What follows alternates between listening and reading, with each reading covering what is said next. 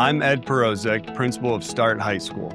I'd like to share an exciting new program we're adding for our students beginning this fall. START will offer a computer technology program for rising 7th and 8th grade students. The purpose of the program is to give students an early, structured introduction to technology and engineering and to the many career paths available in these fields. The program is organized around 2 pathways. The first is cyber and interactive technologies.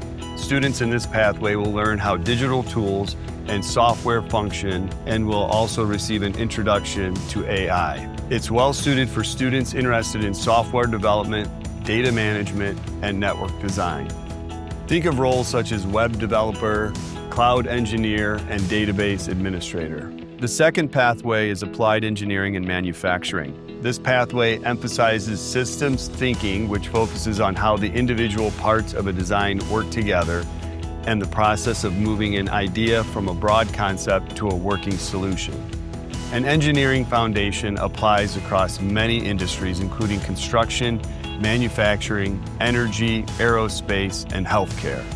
We're genuinely excited to offer expanded opportunities like these for our students and to give them an earlier start in fields that will only continue to grow in importance. Both pathways are designed to help students develop practical skills and explore where their interests might lead.